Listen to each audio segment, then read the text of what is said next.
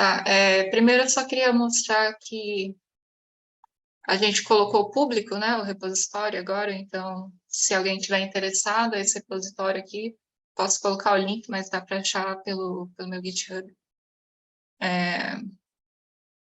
Tem algumas das aulas, acho que tem todas as aulas, os PDFs e os notebooks também.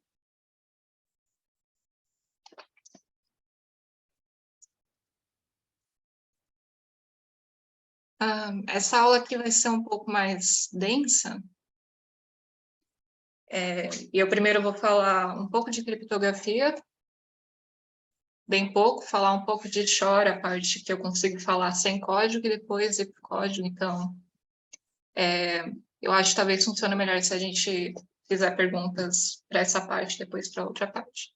Quer dizer, perguntem no meio se quiserem, mas que são coisas bem separadas aqui, então acho importante entender a lógica e depois a gente vai falar de código, né? Então, começando aqui, o que é um protocolo de criptografia, né? Para ter algum contexto. Grosso modo, né, não definindo muito rigorosamente, baseado numa função que você transforma uma mensagem em alguma outra mensagem de forma que dificulte a comunicação. Isso pode ser tanto você trocar, de fato, a parte escrita, né, as letras, por outras letras, ou por mais de uma letra, qualquer tipo de regra, ou então dificultar que essa sua mensagem seja entendida, seja vista, seja possível ver que haja uma mensagem, né, para começo de conversa, que é a criptografia por obscurecência ou estenografia. Eu acho que eu escrevi errado. Acho que é esteganografia aqui, calma aí. Esteganografia por exemplo, você consegue esconder a mensagem em bits menos significativos de uma imagem. Esse é um tipo de forma de você transmitir informação de maneira segura, né? Que é mais por curiosidade mesmo. Na prática, né, no sentido matemático, o que a gente precisa fazer? A gente tem que buscar algum problema, geralmente é um problema matemático já estabelecido, que seja considerado difícil em termos de, né, computacionais, para uma máquina que a gente tem agora. De forma que, se você for tentar quebrar, seria resolver esse problema e seja um tempo muito grande, absurdo. Então, para quem está familiarizado com esse tipo de nomenclatura, um problema NP seria o suficiente, que, grosso modo, seria um problema que é fácil de você testar uma resposta que você já saiba, mas é difícil de você tirar uma conclusão, conseguir resolver do nada. É mais fácil, é como se você estivesse jogando uma resposta numa fórmula para ver se bate, sabe? E, bom, aqui são classes de complexidade, de problemas, eu não vou entrar em cada uma das classes, mas vejam que tem esse igual ou interrogação aqui, entre elas, no sentido de que, né, nem sempre é claro se um problema é mais difícil que o outro, né? Não vou entrar nisso, mas isso é importante, que existe uma certa ambiguidade, tem uma teoria estabelecida, mas eu vou entrar melhor qual é a dificuldade disso, né? Simétrica é simétrica, dois tipos de criptografia. Na simétrica, você tem uma mesma chave para fazer a criptografia e para decifrar essa criptografia. E a princípio, né, parece que é um pouco menos segura do que a assimétrica, seriam chaves diferentes, mas ela serve, por exemplo, para grandes fluxos de informação, você ter a mesma chave é um pouco mais prático. E, bom, a gente vai falar de assimétrica. No caso, dois problemas importantes, né, tipo NP, importantes para a criptografia assimétrica, é o logaritmo discreto de curva elíptica e a fatoração em primos. São dois problemas diferentes, mas os dois têm uma mesma lógica que envolve aritmética modular. Quem estava na primeira aula, eu cheguei a comentar que eu ia falar de aritmética modular de novo.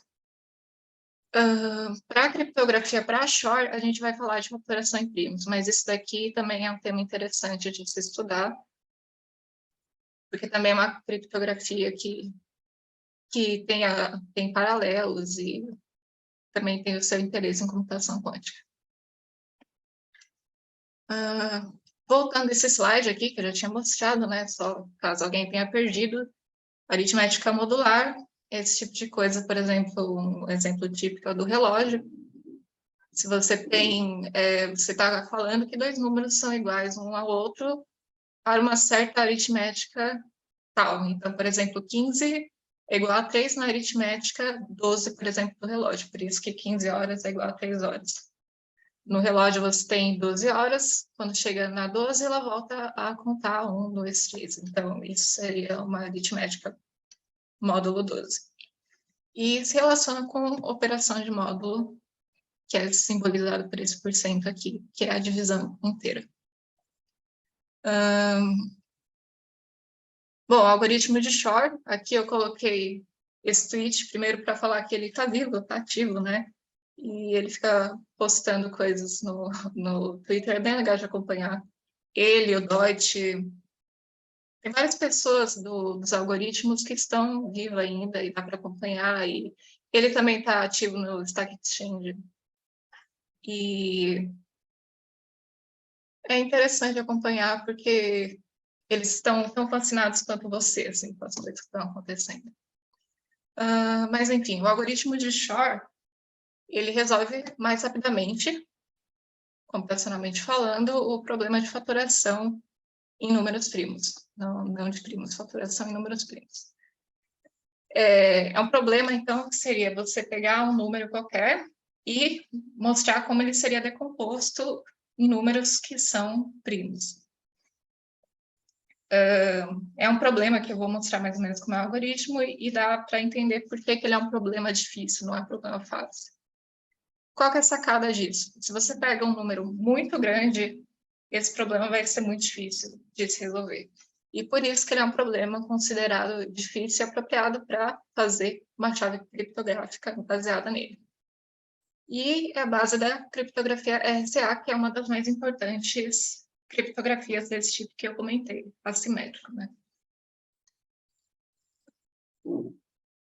Em algum momento eu estava comentando que alguns protocolos estão sendo repensados, eu acredito que a RSA ainda não. E tem coisas que tem certos protocolos que vai ser mais difícil, né, de você repensar e talvez tenham que ser abandonados mesmo, né? Então é interessante prestar atenção nessas coisas. Então, os passos do algoritmo de Shor, né? Matematicamente falando.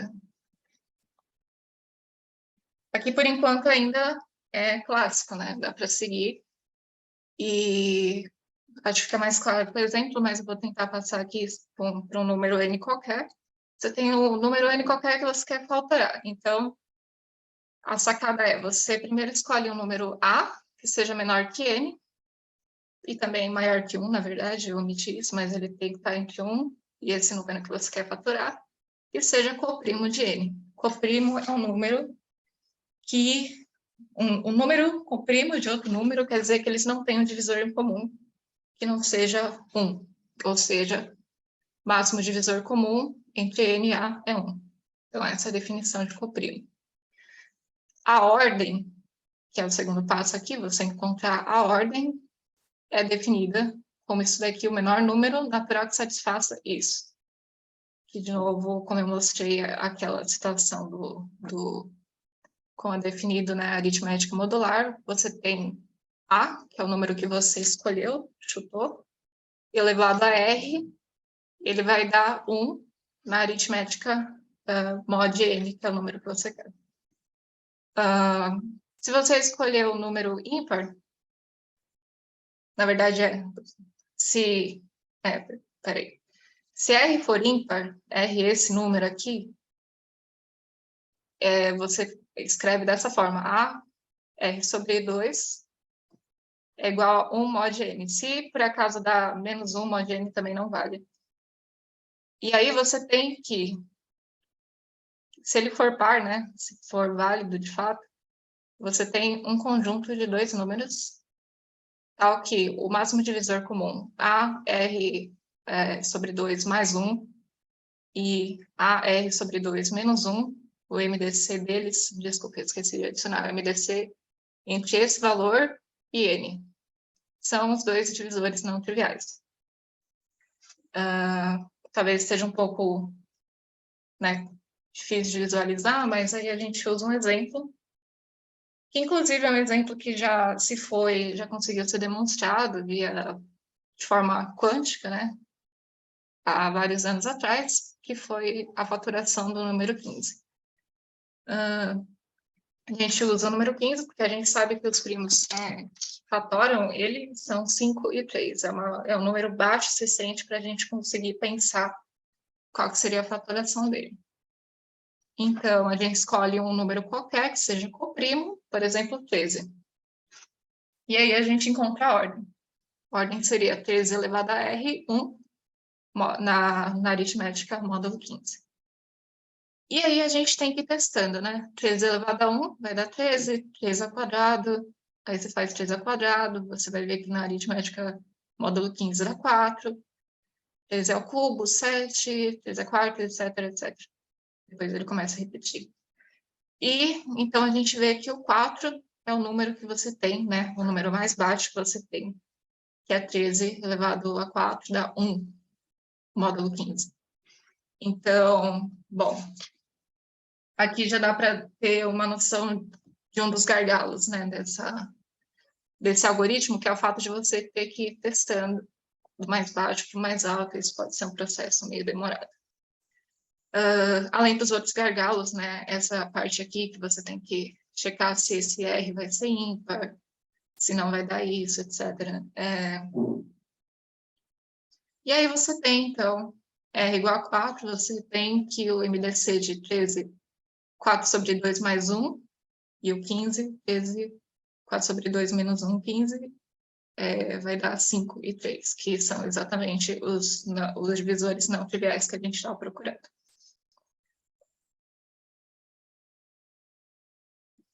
Aí, então, a gente tem que ver como que isso seria dado numa versão quântica, né? E para falar disso, a gente tem que falar de duas subrotinas, né?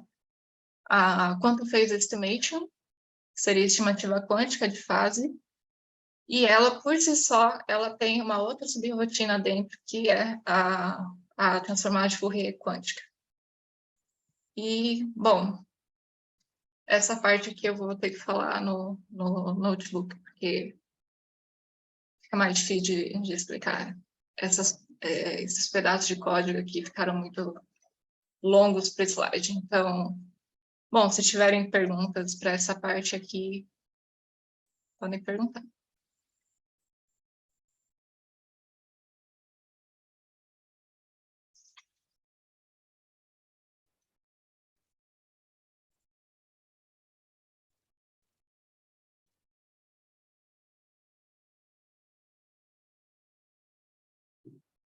Bom, vou então para a parte do código.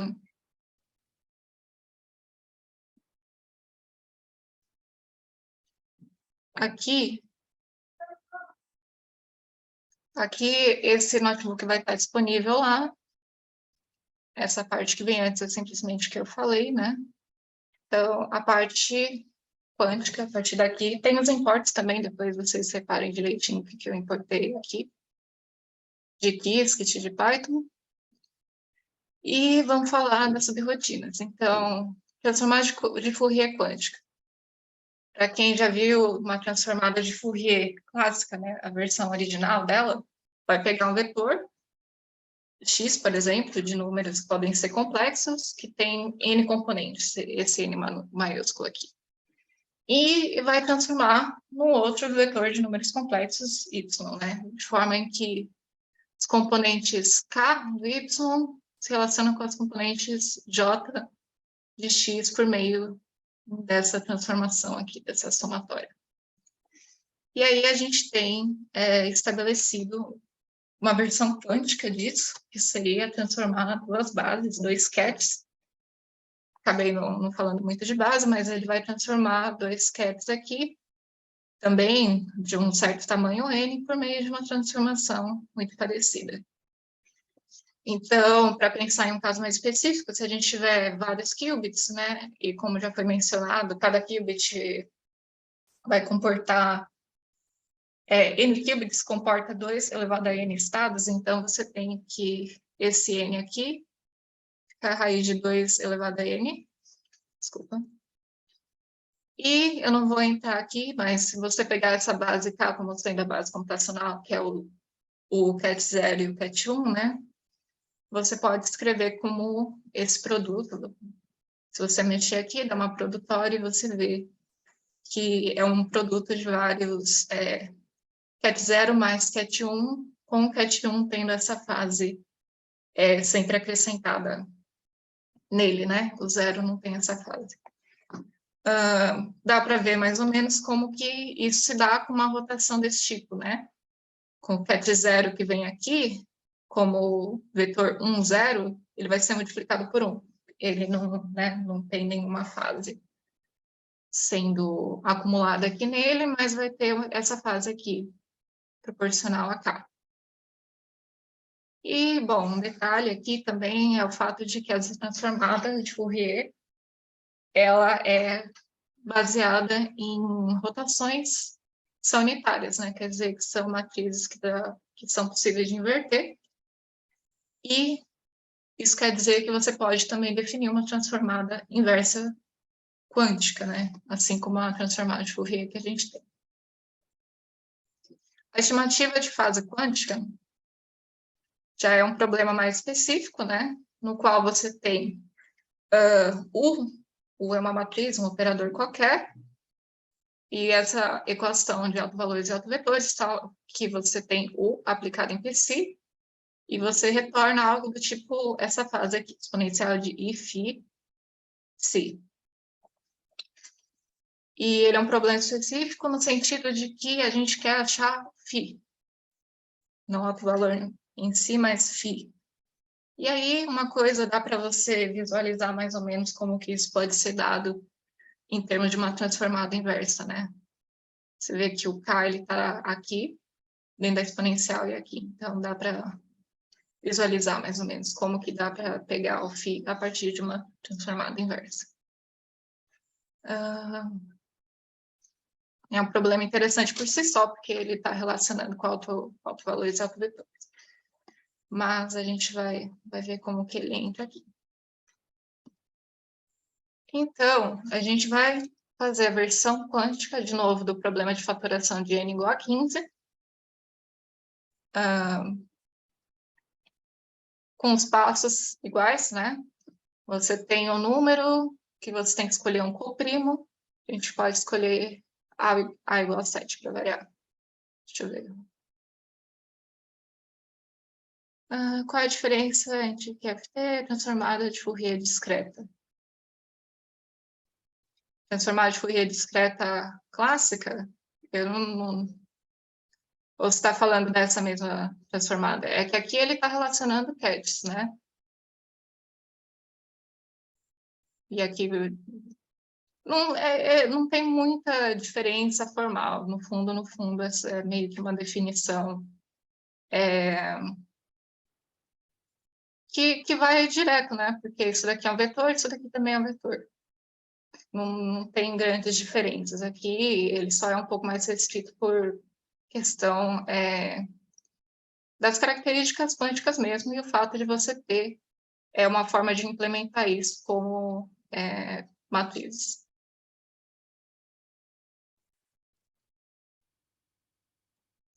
Ah, entendi.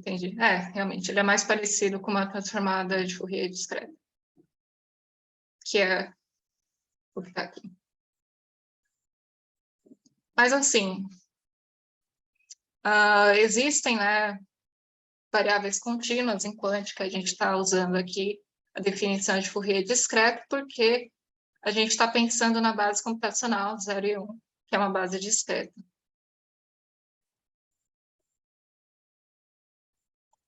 Mas eu acredito que tem como você definir isso para variáveis contínuas também.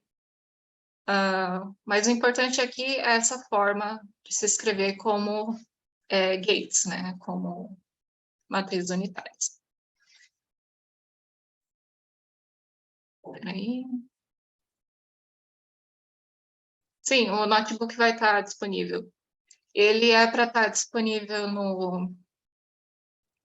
no GitHub já. Eu só vou corrigir aquilo que eu tinha colocado uma questão errada aqui da notação, né? É o MDC disso daqui com N, eu vou corrigir, mas para isso eu acho que tá tudo certinho. Se quiser já pegar lá. No final da aula eu posso colocar o link para vocês também do GitHub. Tá bom, aqui. Tá, então a gente vai fatorar 15, né? Com A igual a 7. Vai fazer diferente dessa vez, encontrar a ordem R.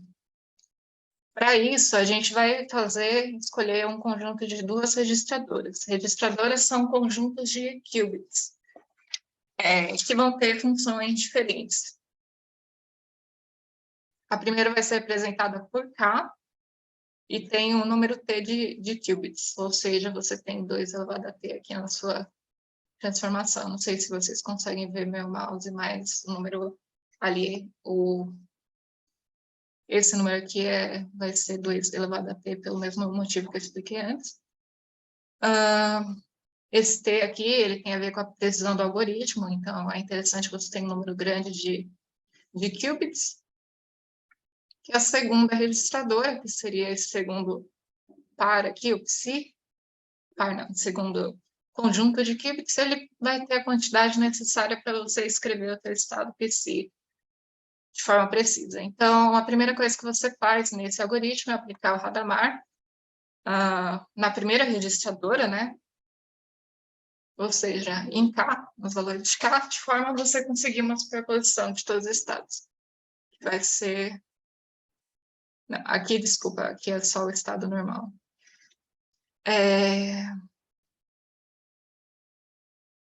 Eu devia ter colocado isso um pouquinho para lá, aqui em cima. Mas, enfim, você vai aplicar o Hadamard para deixar todo mundo em superposição. Geralmente, se vocês separarem os algoritmos, é uma das primeiras coisas que a gente faz no fundo, porque é mais útil se você tiver estados sobrepostos, né? Você consegue usar um pouco do que a gente chama de paralelismo, que é essa habilidade de meio que... É difícil você falar... Tem uma linha tênue entre você explicar a computação quântica como só paralelismo, como se superposição fizesse tudo, mas superposição ajuda e costuma estar no início, né, dos algoritmos. Então, você aplica um oráculo, U, que a gente não vai explicitar a forma. O Arthur comentou de oráculos ontem, então eu queria só deixar claro que esse oráculo não é o mesmo, assim como ele não é o mesmo de outros algoritmos. Pense no oráculo como uma operação aqui que você vai fazer para chegar em algum lugar, e ele não é necessariamente definido a priori. Tanto não é que se você pesquisar, você acha papers até agora falando como que seria o melhor jeito de você fazer algoritmo de Shor.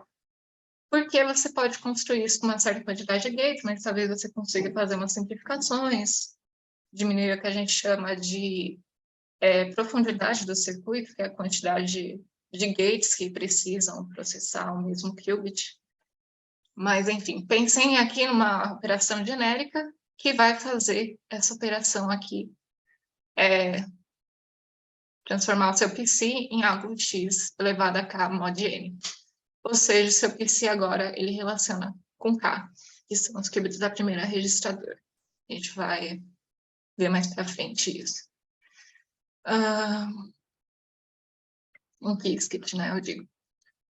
Então, elas dependem de k e a gente expande a soma aqui.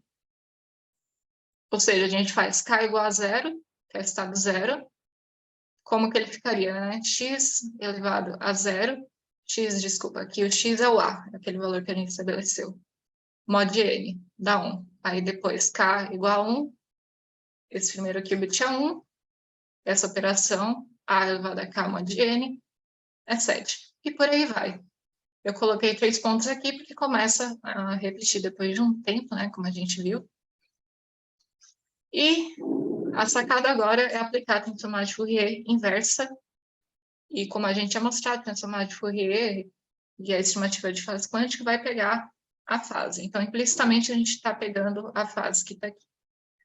E a gente consegue obter um histograma, que geralmente é uma das coisas que a gente faz em Qiskit obter um histograma de probabilidades e tirar a informação dali.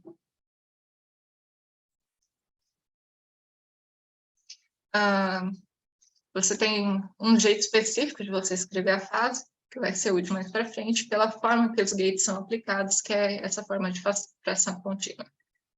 Você escrever um coeficiente a zero mais uma soma de uma fração,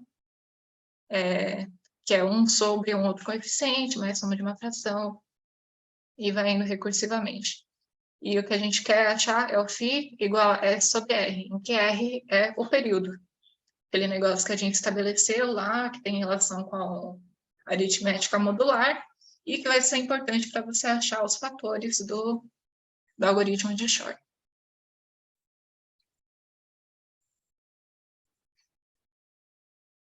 Então, como que a gente implementa isso no Qiskit, né? A primeira coisa que a gente está definindo aqui é o que vai fazer, o que vai atuar como oráculo. Como eu falei, não é definido univocamente, a maioria das vezes. Essa operação que vai fazer, então, aquela relação, essa relação aqui, né, com esse segundo conjunto de qubits, ficando algo do tipo A elevado a K mod N, vai fazer assim. Esse monte de vetor swap aí tem a ver com a forma que você vai escrever isso em binário. A gente está se baseando nessa tabela aqui. A gente tem, né, todos os fatores de A possível que a gente pode escolher a 7. A sequência de A elevado a x vai dar esse tipo de coisa. A x mod n é isso, por aí vai. Dá para ver como a gente chega, né? A maioria dos valores você chega em 3 e 15, que é exatamente o que a gente quer. Menos 14 aqui dá problema. Enfim, isso daí era para definir uma função em Python. A outra função que a gente define aqui é o QFT inverso, por meio de swaps também. Tanto QFT inverso e a estimativa de fase, geralmente eles são conteúdos mais longos, né? Então, se você pesquisar nos conteúdos de Qiskit, dá para entender melhor por que seria dado dessa forma, né? Mas é realmente muito conteúdo para entrar. Então, para a gente fazer esse sistema, a gente pode começar com 8 qubits na registradora, primeira registradora, escolher o número, que a gente vai escolher A igual a 7. E aqui, né, no Python, a gente vai definir, né? Desculpa, eu defini 13 aqui quando eu estava testando alguma coisa. Eu não vou rodar de novo porque talvez demore, mas a princípio estava 7. Se vocês quiserem testar, inclusive, já que vocês vão ficar com o notebook, 7, 13, eles valem, né?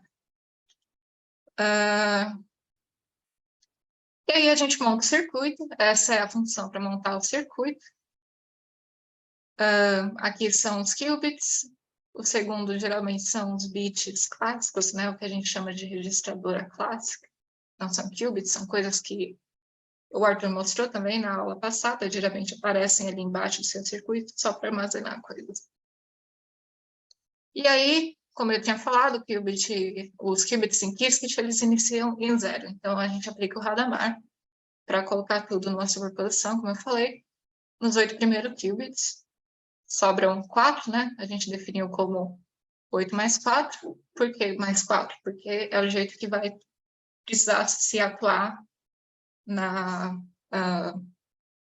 de acordo com como a gente definiu aqui o nosso oráculo.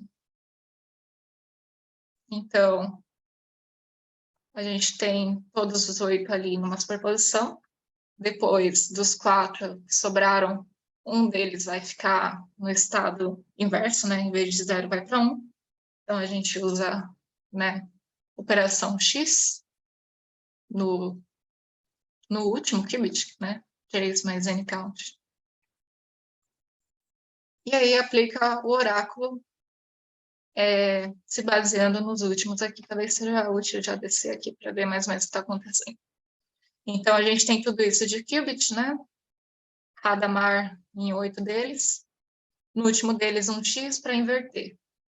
E aqui a gente começa a aplicar de forma seguida o oráculo. Na verdade, tudo isso é oráculo, é que o oráculo ele é dado dessa forma mais complicada aí.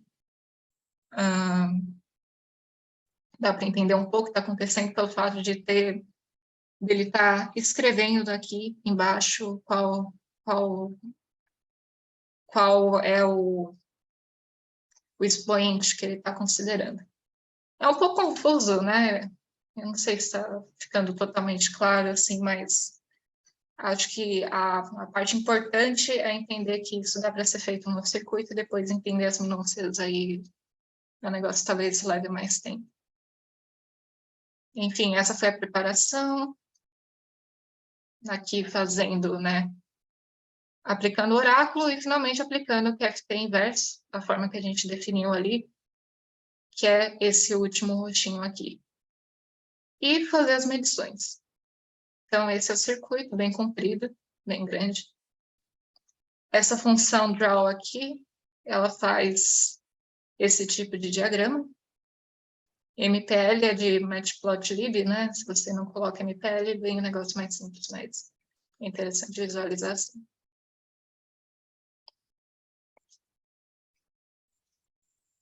Deixa eu...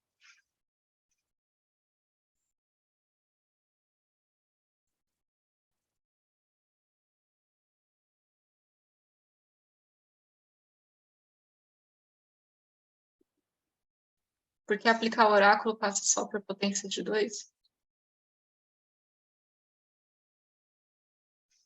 Nossa, é meio complicado de mostrar aqui, se você ver. Na verdade, tem a ver não exatamente só com o expoente, mas pela forma que você está usando esses swaps aqui, que elas servem para você colocar isso na forma binária, a representação binária dos números. Isso daqui não está simplesmente o número, tá? A representação binária.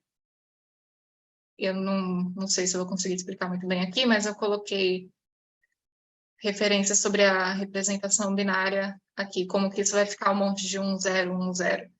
Tanto que mais para frente no código a gente tem que transformar de volta para decimal.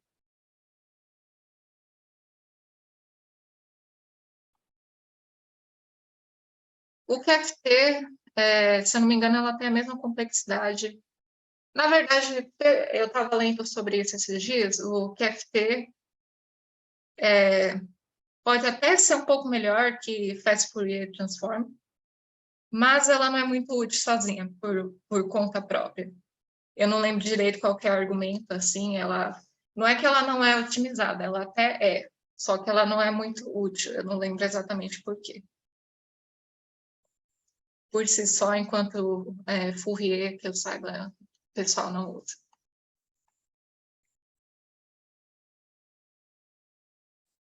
E então a gente tem esse circuito, essa função measure é onde você coloca, né, isso daqui que vão fazer as medições, e aqui está o que eu falei, né, que é os qubits clássicos, para onde vão essas medições. Então, para a gente conseguir os resultados na forma de um histograma, como eu tinha falado, a gente joga aqui, get backend, simulador, assim como foi feito, né, nos outros. Essa parte aqui, para quem quiser, quem tiver interesse, o código do Arthur explica como que você coloca num simulador, aliás, num computador real, ou em outros simuladores, né? Então, se quiserem adaptar, é só pegar um pouco, né, dar uma olhada no código dele, fazer modificações aqui antes e mudar esse back-end para alguns back-ends que tem.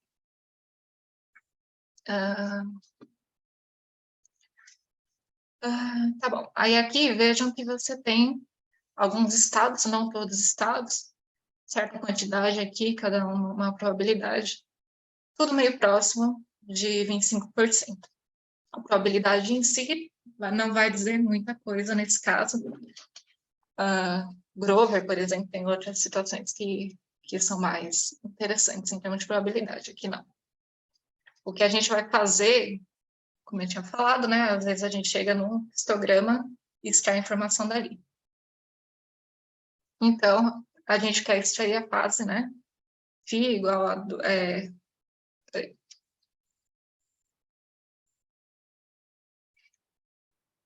aqui, φ igual a S sobre R. E a gente está interessado no R, que é o fator, que é o que a gente chama de período. Para extrair a fase, então, perceba que tem uma série de coisas. A gente tem 256 estados, 2 elevado a 8, como é que a gente estabeleceu 8 qubits, né, na primeira registradora. E aí tem uma série de coisas para fazer. Você pega do decimal, transforma, né, de binário para decimal. E aqui, para mostrar numa tabela, ficar mais didático, cada um desses estados, desses 4 estados todos que aparecem aqui, eles vão ter um output em decimal, dividido por 256, que é esse valor aqui, vai dar uma fase, 0,75, 0,25, 0,50. E aqui que é interessante a gente colocar naquela forma que eu falei, de frações contínuas. É um exemplo simples, né? Nosso denominador é 15, máximo ali para fração contínua, então a gente usa isso daqui, usa a função fraction, que é uma função de Python, com essa limitação do denominador, e de novo faz uma tabelinha só para ficar mais fácil de ver, cada uma daquelas frases que a gente falou, essas vão ser as frações correspondentes. E a gente repara no R, como eu falei, é o denominador, então seria 1, 4, 4 e 2. Daí aqui eu só estou repetindo o que a gente fez nessas últimas partes. Essa é uma outra função, vai pegar o circuito, vai fazer o circuito, medir, rodar no back-end, fazer essas coisas todas. Enfim, numa dessas rodadas que eu fiz, deu isso daqui. A leitura foi esse estado, com a fase sendo essa fase, e jogando ali naquela fórmula, naquelas funções de Python, você tem a fração 3, 4. Que aí é um pouco mais de Python, só para você pegar o denominador limpo, né? 4. E aí, para você conseguir ver qual que é, né? Se isso dá certo mesmo, você pode usar uma outra função de Python chamada Greatest Common Divisor, que é o MDC, e achar exatamente isso. Greatest Common Divisor usando aquele R lá, e o A, que a gente escolheu, menos 1 e mais 1 dá 3 e 5, que é exatamente os fatores que a gente queria. Esses fatores aqui são justamente o que a gente usa como uma das chaves, né? O que a gente chama de chave privada na codificação RSA, que é aquela que eu disse, que é baseada em short. Então, é isso. Ele tem uma melhora exponencial.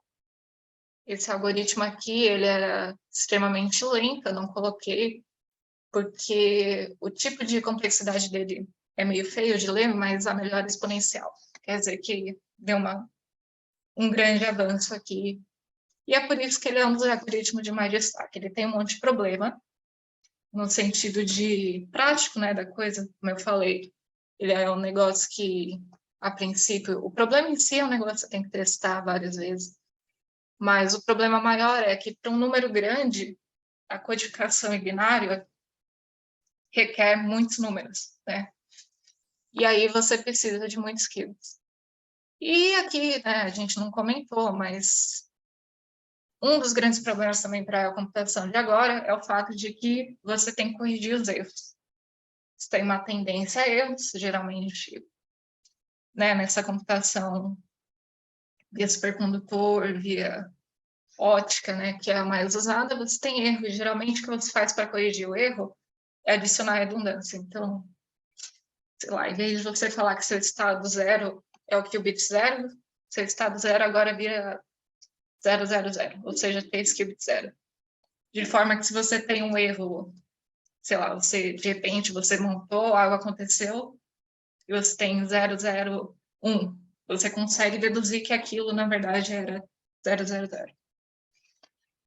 Deduzir, eu digo, de forma informal, né, mas tem toda uma matemática ali da correção de erros. Então é isso, tipo, não é totalmente fácil, Vocês já veem o trabalho que dá para fazer um número pequeno, mas só o fato de você ter a possibilidade de que esse problema escale bem menos, né? Seja bem menos complexo, isso é importante, uma vez que o computador quântico, né, consiga escalar para resolver esse problema, a criptografia vai estar comprometida. Então, é isso para essa aula. Se tiverem dúvidas?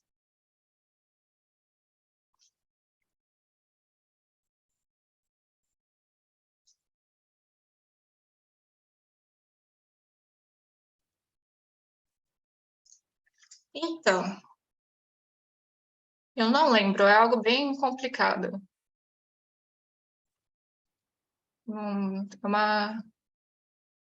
Eu não lembro direito qual que é a complexidade, mas... E também, na verdade, existe mais de um tipo, assim. Para o problema em si de fatoração de primos e para a quebra de RSA, você tem situações um pouco diferentes.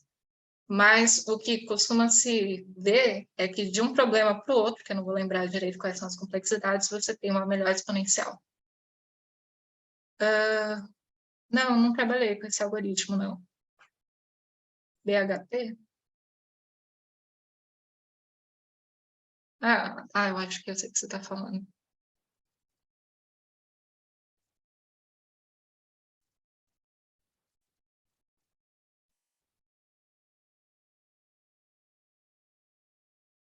Vou deixar, vou deixar.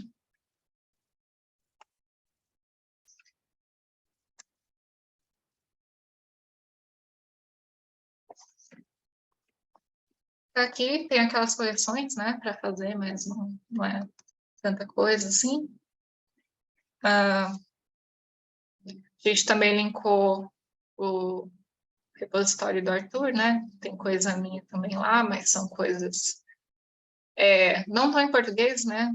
Aqui a gente estava tentando deixar em português, menos a descrição, o README, a gente estava tentando deixar tudo em português. Mas tem outros algoritmos aqui também que é interessante de ver. Por exemplo, o Deutsch, não sei se é essa pronúncia, mas é um outro algoritmo também que envolve oráculo, né? Então é interessante de ver as várias formas de se trabalhar os vários conceitos de oráculo, né?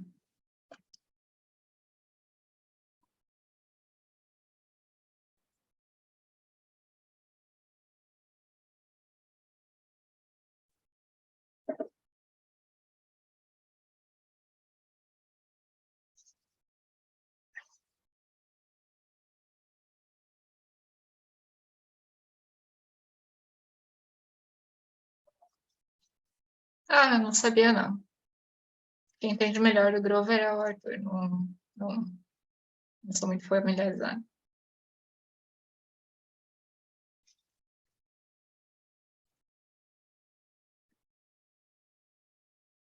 Eu vou parar de compartilhar aqui.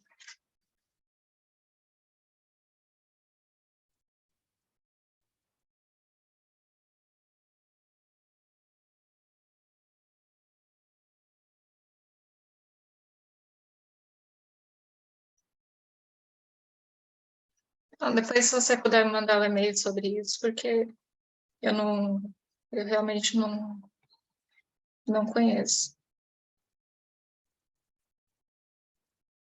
Sim, a demonstração geométrica é interessante. Gente, se tiverem perguntas gerais, assim, de computação também, porque ficou bem longe de cobrir todos os tópicos, né? A intenção era mais mostrar como mais ou menos se faz algoritmos ali com esse modelo circuital, que também não é bem longe de ser a história toda, né? Só para ter uma noção mais pragmática de onde entra a superposição, emaranhamento, essas coisas.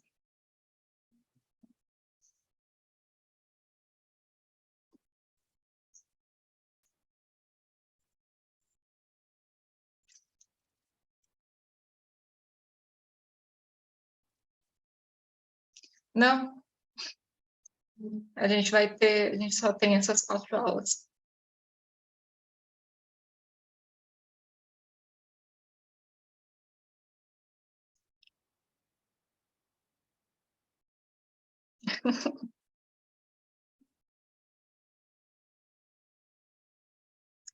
Pois é, talvez devesse ter feito em 10 horas, eu não sei.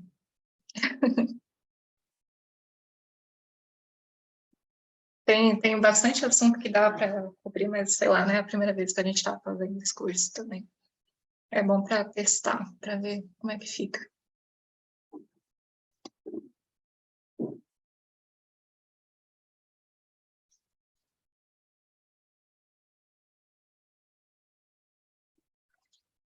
Ah, obrigada.